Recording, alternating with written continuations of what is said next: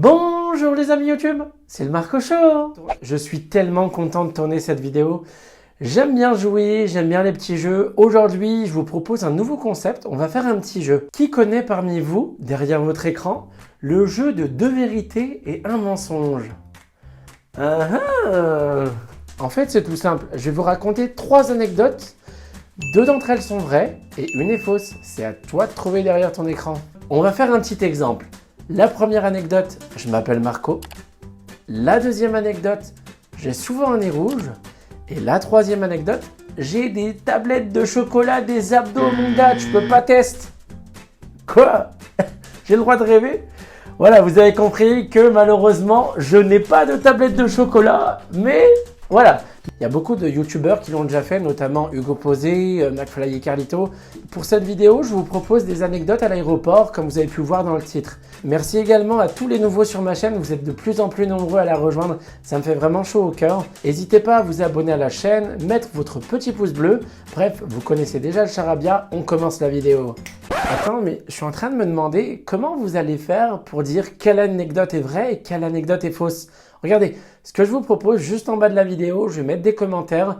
Anecdote numéro 1. Si tu penses qu'elle est fausse, en l'occurrence, tu mets ton petit pouce bleu sur l'anecdote numéro 1. La numéro 2, la numéro 3, t'as compris, c'est parti, jingle!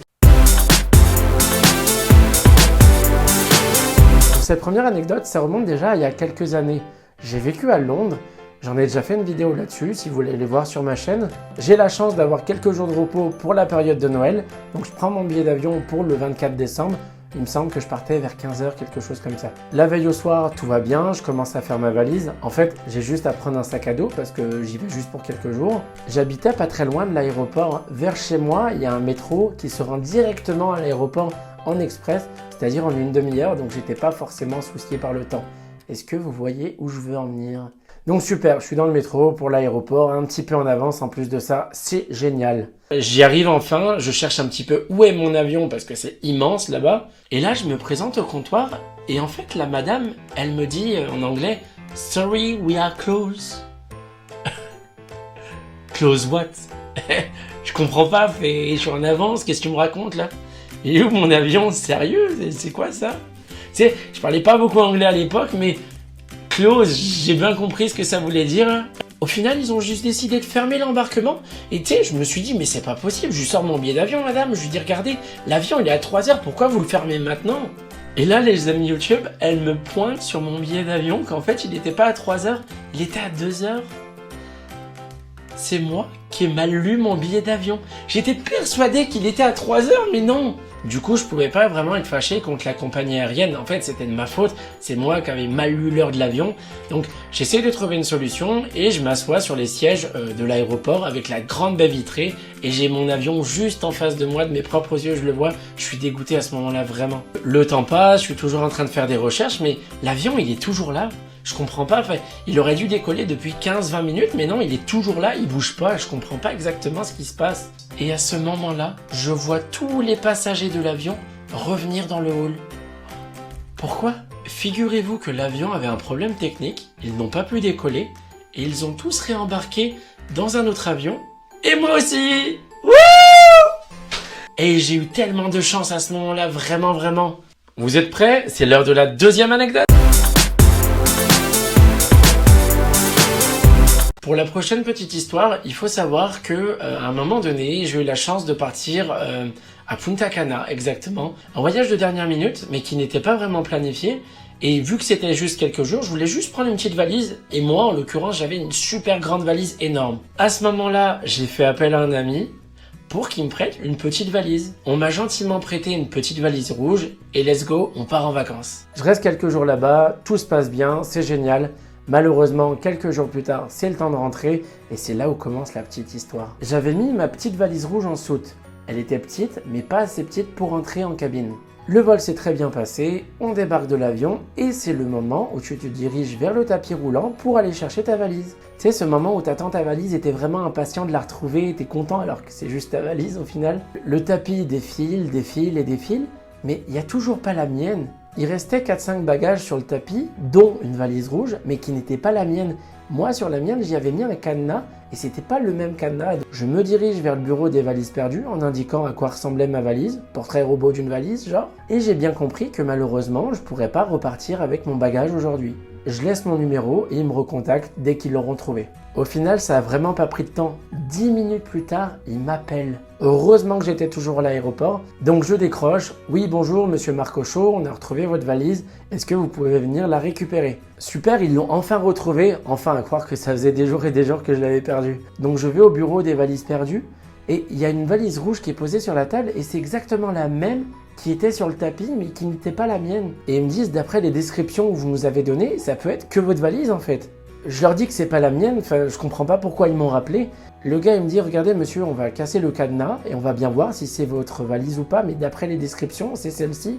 On casse le cadenas, on ouvre la valise, il y avait mes slips et mes chaussettes. C'était ma valise depuis le début. Mais c'était pas la mienne, on me l'avait prêtée. J'étais sûr que c'était une autre valise de quelqu'un d'autre avec un autre cadenas. J'ai fait toute cette histoire pour me rendre compte que j'ai cassé le cadenas de ma propre valise qui n'était pas la mienne. Et je dois un cadenas à mon ami aujourd'hui, sérieux. Mais il y a vraiment qu'à moi que ça arrive ce genre d'histoire. Wow, et j'ai presque plus de voix. Désolé les amis YouTube, je suis un petit peu enroué. Donc si j'ai la voix de Garou, c'est normal parce que je suis au Québec. Il est l'heure de la 3e anecdote. La 3e anecdote se passe à Lyon.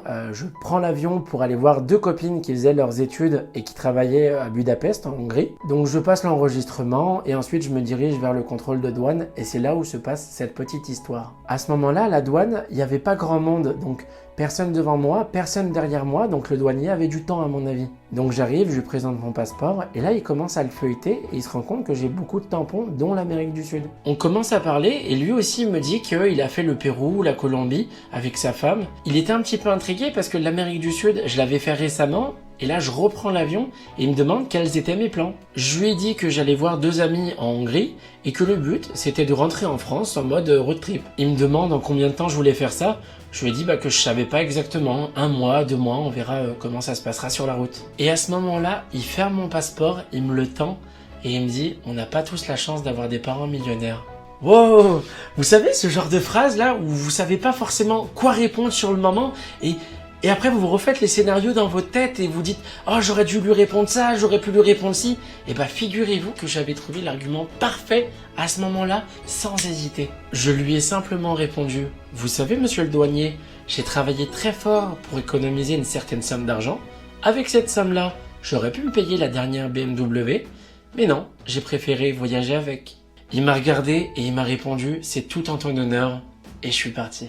J'étais tellement fier de ma punchline, c'est incroyable. Bon voilà, les dés sont jetés. À votre avis, laquelle est fausse? Répondez-moi en commentaire. Est-ce que c'est la première anecdote où j'ai failli manquer mon avion?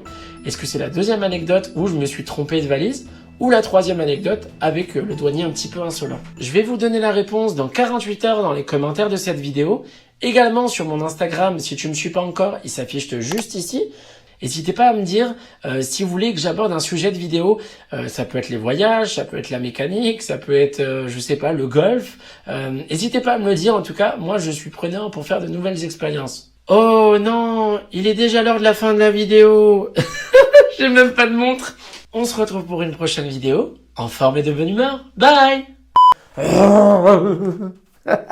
J'ai fait un bruit bizarre.